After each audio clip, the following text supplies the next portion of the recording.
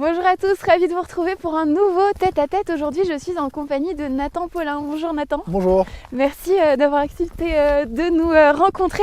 On est ici au reposoir et avec toi, on va parler de eyeline puisque tu es eyeliner professionnel. Tout d'abord, pour ceux qui ne sauraient pas, qu'est-ce que c'est l'eyeline? Alors l'eyeline, c'est de la slackline, donc ce qu'on peut voir entre deux arbres dans un parc, sauf que c'est dans le vide. Donc voilà, c'est marcher sur un fil dans le vide, sur une sangle exactement. Et très très haut. Et très très haut. Très très haut, ça peut être de 600 mètres de haut à 20 mètres de haut. Pas forcément très très haut, mais voilà, c'est dans les airs en général, on est attaché. Comment t'es arrivé toi à cette discipline? Alors moi en fait j'y suis arrivé par la slackline en commençant au ras du sol. Ce qui m'a plu dans la slackline, c'est que c'est un peu comme de la méditation. Moi j'étais quelqu'un qui était assez dissipé, à l'école j'écoutais par la fenêtre au lieu d'écouter le cours. Et en fait je pense que j'ai un besoin d'être concentré, je pense que j'ai des bonnes capacités pour être concentré. Sauf que marcher sur un fil ça oblige à être concentré. Et du coup c'est ça qui m'a plu.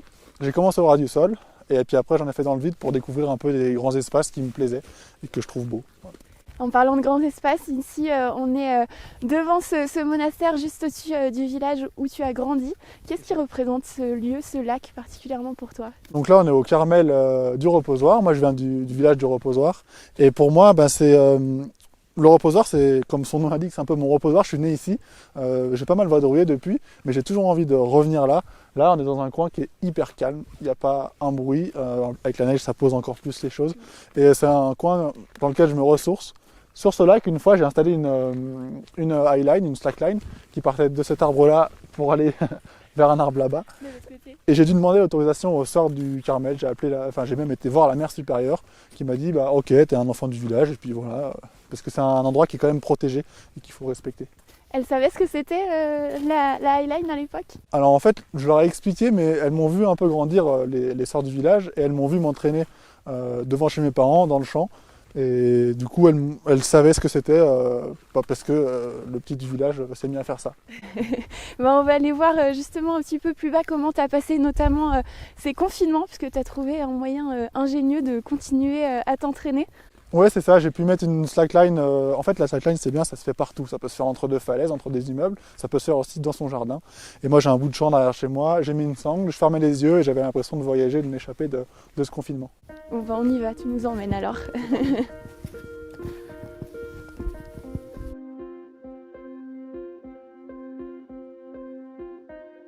Nathan, là, c'est ton dispositif maison pour t'entraîner? Alors ouais, c'est ça, avant de marcher sur une sangle, il faut installer la sangle. Donc là, c'est assez simple, c'est à la maison, dans le champ. Et première fois de l'année que je la mets dans la neige. Alors ce spot, en fait, c'est mon spot de confinement. C'est là que j'ai passé des heures pendant les derniers confinements.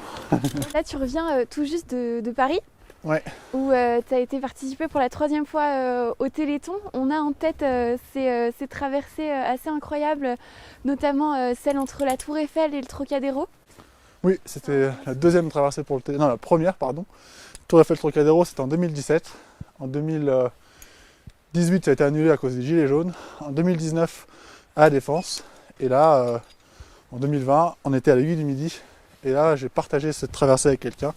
Un jeune atteint d'une myopathie des ceintures, quelque chose qui l'empêche de marcher plus il grandit. Grâce à un système et puis grâce à sa bonne volonté aussi, parce que c'est quand même lui qui a été au final, on a réussi à le faire marcher sur une eyeline. Grâce à, en fait, c'est les mêmes systèmes qu'il y a dans les salles de spectacle, de vol humain, quand on a un chanteur ou dans un spectacle quelqu'un qui vole. Sauf que ça, on l'a pris et on l'a mis à l'Aiguille du Midi. Et c'était ça la grosse complexité en fait, c'était d'amener ce système sur un endroit qui n'est pas du tout aseptisé. Il faut les installer. On a fait ça avec notamment mon frère aussi qui est guide de haute montagne. Et c'était beau. C'est la première fois que je partageais quelque chose vraiment. Le Téléthon, il m'a amené en ville. C'est le Téléthon qui m'a amené à la Tour Eiffel, qui m'a amené à ce rêve en fait que je n'osais même pas rêver à l'époque d'aller mettre une eyeline sur la Tour Eiffel, puis à la Défense. Et là, c'était un peu un retour en disant moi j'ai envie d'amener le Téléthon chez moi à la montagne, par l'intermédiaire de Jonas, et de partager quelque chose. Et c'était super beau, très émouvant, et j'en garde un très bon souvenir. En plus c'est tout frais parce que je rentre tout juste. Je confirme, ça m'a mis les larmes aux yeux en tout cas. On te laisse continuer d'installer. Tu le disais, c'est là où pendant les confinements tu t'es entraîné, parce que quand on est eyeliner professionnel comme toi, j'imagine que l'entraînement c'est tous les jours. C'est combien d'heures par jour? Alors en fait, l'entraînement ça doit être régulier, mais pas tant que ça. En fait c'est un peu comme le vélo. La slackline, ça s'oublie pas. Et il m'arrive des fois pendant l'hiver, par exemple, de ne pas en faire pendant 2 mois. Et puis après, eh ben, je reprends et j'ai plus de goût à reprendre. En plus, moi, je marche beaucoup au plaisir. Si je m'entraîne comme un fou en permanence, ça me plaît plus et du coup, j'arrête. Je me suis jamais entraîné en me forçant. Et du coup, là, pendant le confinement, c'était plutôt un moyen de m'évader, plutôt qu'un moyen de m'entraîner. C'est sûr que ça faisait un petit peu les deux. À la base, en fait, moi, j'ai commencé après l'école. J'étais à l'IUT à Annecy. Après l'IUT, je filais dans le parc à Albini et je passais des heures sur ma sangle à marcher, à faire des allers-retours jusqu'à la nuit. Et j'avais besoin de ça pour m'échapper. Pendant le confinement, c'était pareil. J'avais besoin d'être là-dessus et de m'évader. Alors là, dis-nous un petit peu, tu vas attacher cette partie-là au deuxième arbre qui est juste là. C'est ça, donc en fait, la slackline, c'est marcher sur une sangle entre deux arbres, entre deux points. La highline, c'est pareil dans le vide. En highline, pour la petite anecdote, souvent, il y a un vide entre les deux points, les deux ancrages.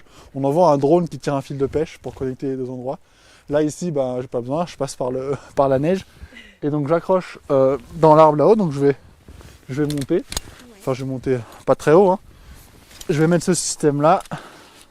Ça, c'est un système qui est nouveau pour l'anecdote et qui permet d'installer assez rapidement une slackline dans son jardin.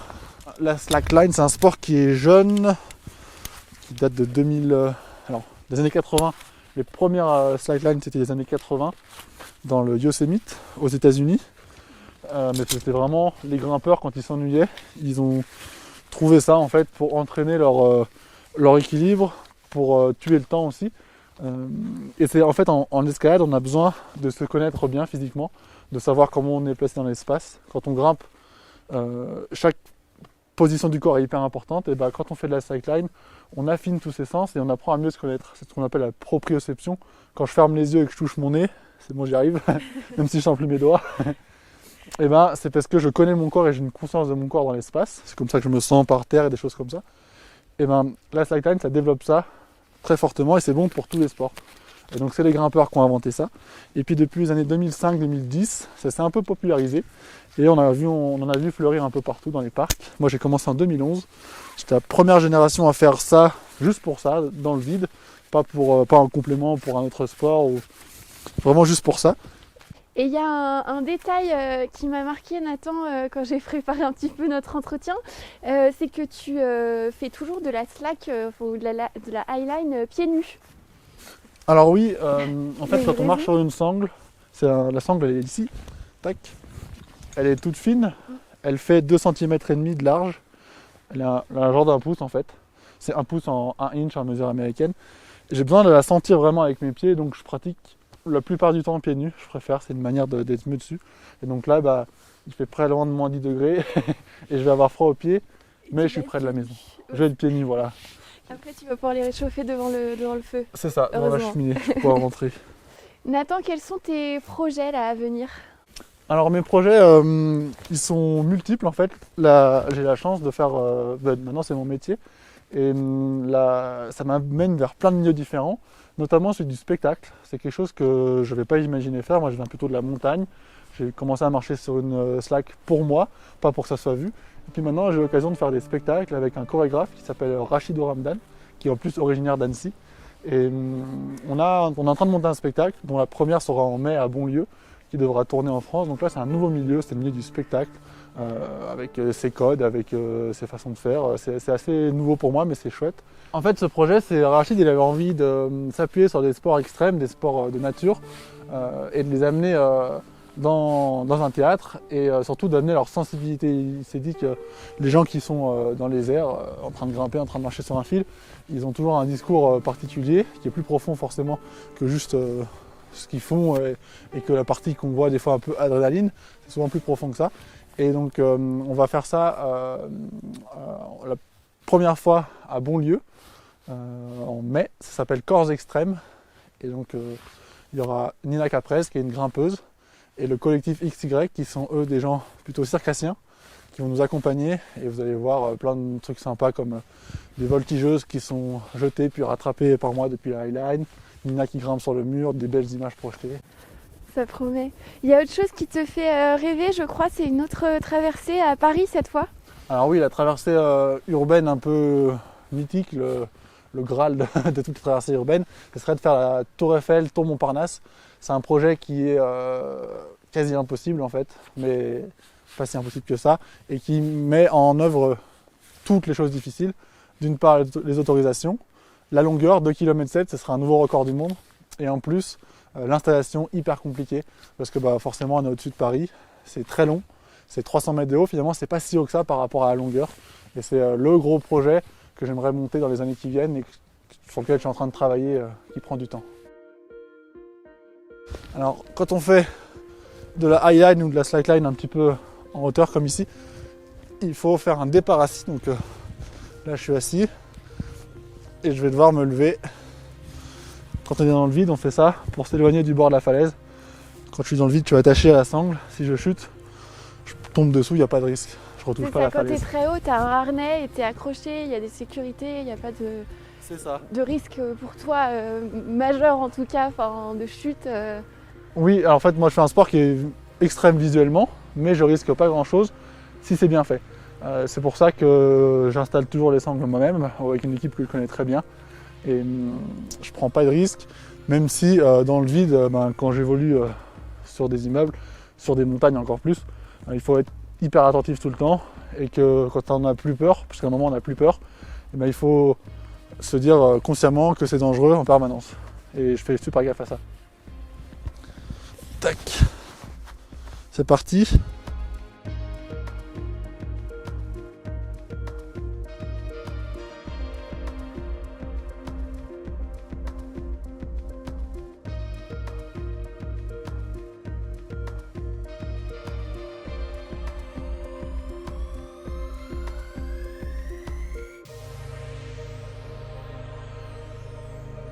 Donc là, il y a à peu près 45 mètres de long. Ça permet, c'est très court par rapport aux distances que je peux faire. La plus grande distance que j'ai fait, c'est 1,6 km. Mais on retrouve déjà des sensations. Et il y a ces mouvements latéraux, après je vais les insister un petit peu. Ce mouvement-là aussi qui est intéressant. Ce qu'on appelle le bounce. Ça balance, voilà, en fait, il y a plein de choses à faire, même sur une petite distance. Et on peut déjà se sentir assez léger quand on marche là-dessus en fait. J'ai les jambes qui sont gainées, le haut du corps qui est souple. Et je regarde droit devant moi. C'est les conseils que je donne aux débutants. Alors vous voyez en fait je suis sans arrêt en train de bouger pour rattraper mon équilibre. Et ça, qu'on en fasse sur 1600 mètres de long ou 20 mètres de long, c'est le secret de la slackline, c'est d'être en mouvement tout le temps. Mais il n'y a pas d'autre secret que ça en fait, c'est vraiment au feeling. En une après-midi, on peut traverser une sangle de 20 mètres de long, 15-20 mètres de long, et simplement en essayant plusieurs fois, le corps il apprend, il suffit de le mettre dessus en situation. Donc si vous commencez et que ça tremble dans tous les sens, comme là je peux pas le faire parce que sinon je tombe, c'est pas grave, insistez et ça va marcher au bout de quelques fois. Merci en tout cas Nathan de nous avoir accueillis chez toi.